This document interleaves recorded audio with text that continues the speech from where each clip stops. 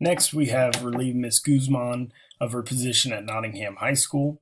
The pros of this, the parents might be appeased with disciplinary action, and this might be enough to dissuade them from pursuing legal action.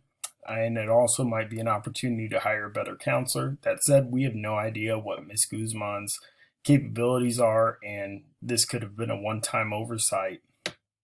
The cons for this could cause some unrest between the district administration, staff, and community members. School district has to replace a counselor in the middle of the year. Ms. Guzman doesn't have a job. This could tarnish the reputation of the school district. It does not fix the long-term issue of wheelchair accessibility, and Miguel's still not in that college prep class. Next, Mr. Sampel could resign as the high school principal. It would remove himself from a tough situation, but there are a lot of cons with this. The school district would need to start the process for hiring a new high school principal. Mr. Sampel would need to find another job, and this would be difficult due to him leaving abruptly. The school district could suffer legal ramifications towards the issue. Miguel's future goals could be at risk for not being in that college prep class. The school district may end up making the appropriate changes for Miguel even after the lawsuit, and Miguel's family could be in financial trouble from hiring a lawyer.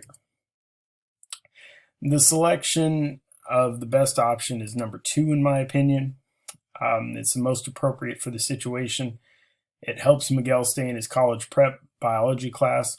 It appeases his parents and hopefully addresses the wheelchair accessibility issue within the school. This option is the best for current stakeholders, and it's also the most beneficial for students and adults, and it's accomplished by creating a more equitable school environment and culture. The only stakeholders that need to be consulted are Ms. Guzman, the superintendent, the 504 plan developer, the teachers involved in the schedule change, Miguel, and Miguel's parents. This will be accomplished by implementing this decision, and we're going to look into those steps. First step in the implementation of this decision, speak with Ms. Guzman about the situation. Let her know that schedule changes in the future need to have parent notification and approval. This is important and good practice. Brainstorm any creative ways to change Miguel's schedule to keep all of his current classes and attend the college prep biology class in a wheelchair accessible room. If the schedule can happen, it's a high school of 3,200 students. There's got to be more than one person teaching biology. Keep the schedule as a rough draft. Next, speak with the superintendent and inform them of the situation. See if there are funds to have wheelchair access for this particular classroom immediately. The superintendent will probably try to find a solution to this somehow, since it involves a federal lawsuit. Wheelchair accessibility for the whole building can be continued through another discussion, but this pertains to this particular situation. If the superintendent states that wheelchair accessibility is an option, meet with the contractor and accomplish what needs to be done immediately. Number 4, after discussing with Ms. Guzman and the superintendent, the principal should have solid information to tell the parents. This is the first time I want to talk to parents because I want to have a conversation where it kind of meets all the needs and lays out all the information. First and foremost, apologize for this situation and let them know that this could have been handled better on our part, but we're going to do our best to make sure that everyone's appeased. Show them the rough draft of the new schedule. Ask them the following. Is the rough draft schedule change something they would like to proceed with? If not, can we change that schedule and go with it for now, because Miguel will be in all of his current classes, but just different hours, until the classroom is wheelchair accessible? Can they meet with our 504 developer to have a solid accommodation plan for Miguel? Sounds like he's going to need it now and in the future, and this could be a really good chance for an equitable education for him. Inform Ms. Guzman and the superintendent of the conversation with Mr. and Mrs. Hernandez, depending on how that goes. I'm guessing they'll be okay with the new schedule. If they really want that particular biology classroom, I'm guessing we can make that happen, but we can also see if they'll just be okay with the rough draft schedule. And so This can allow either the brainstorm schedule to go into effect for the rest of the year, or at least until the biology classroom is wheelchair accessible. And of course, number 6, we need to think of Miguel's needs. Have a 504 plan meeting that develops and implements a 504 for Miguel. And plan B, if there are no funds and they're not liking the new schedule, if the superintendent states there are no funds available, have the teachers switch classrooms for that period only. And this helps Miguel keep the college preparatory class and allows the teachers to keep the regular classrooms most of the time. Materials may need to be transferred over day to day, but this is manageable for one class until the end of the year. And I'm guessing we're in second semester, because if they're in high school playoffs in football and Miguel took, it said months off, we're probably in January or February right now, possibly even March, who knows. So as far as the case study questions goes, what should have been done prior to Miguel returning to school to ensure that his rights were upheld? A plan for ensuring that Miguel had all access to his classes should have been developed. The parents should have also been involved in that process.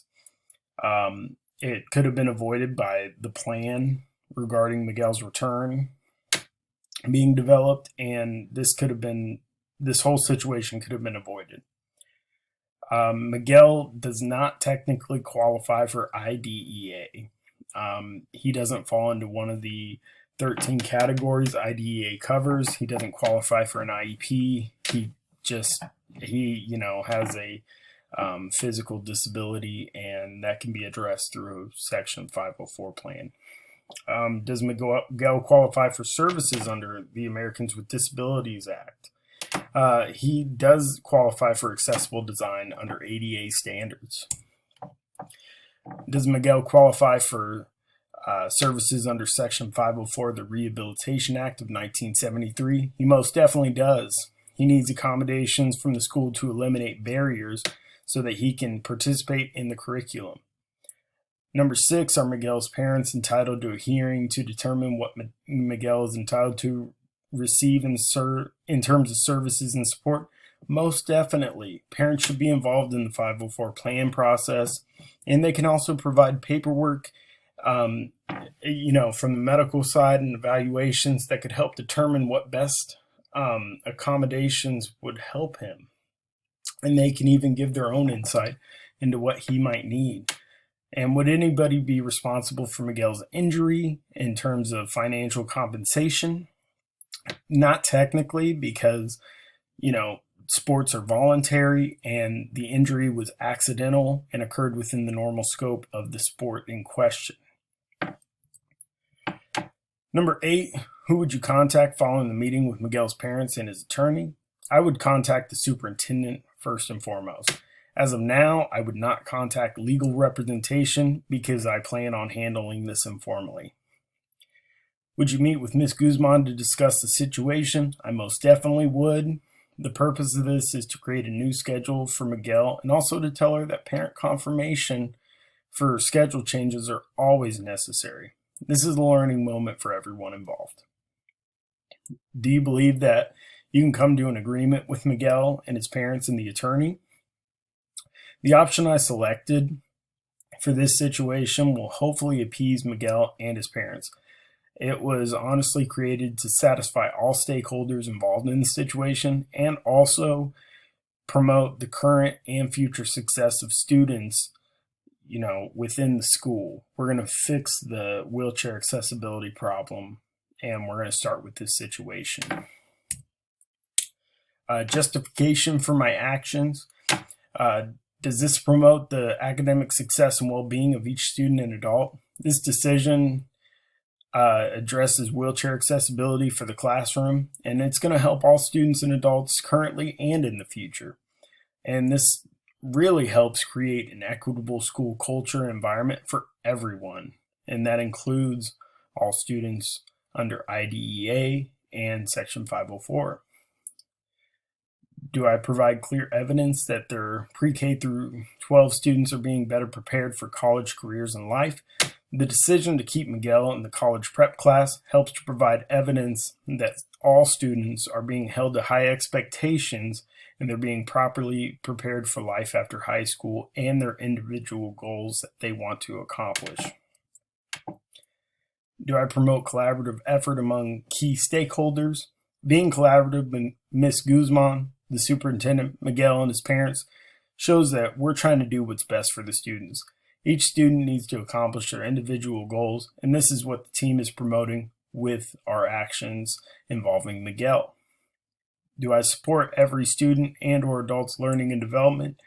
Being able to address the wheelchair accessibility issues along with Miguel's learning is important, and it shows that support is there for every student now and in the future. We want to make sure that every student has an opportunity to learn and that they are giving the opportunity to learn to the best of their abilities. And next, did I manage resources and operations of the school? The principal, me, through the option chose and manage resources and operations within the school. This was a collaborative effort between the principal and the superintendent, but resources are being utilized for all students. And that also includes Ms. Guzman creating a new schedule for Miguel. And reflect on past experience to examine, refine, and strengthen leadership platform that influences decisions, especially during difficult times.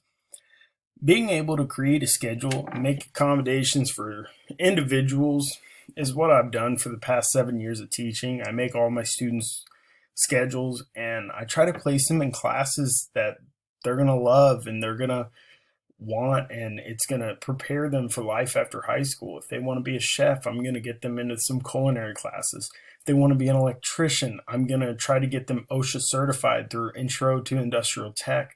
I'm going to try to create opportunities for students that everybody else has to prepare them for life after high school. And we're also going to support them through proper accommodations and through this individual look at each and every student within that building. I know it's 3,200 students, but we still have to get to know every single one of them. And this case study shows that we can create a school culture that's equitable for all students, because these students, it starts with one. And getting to know that one student as an individual is where we can make them shine and make sure that they're being prepared and held to high expectations. And that's what we want from everybody. Here are my references. And last but not least, I highlighted terms that promoted an equitable culture for all students. It might not have necessarily said equitable, but when wheelchair accessible is highlighted, that means I'm creating an equitable culture for all students. So just to let you know. All right, thank you. Have a great day.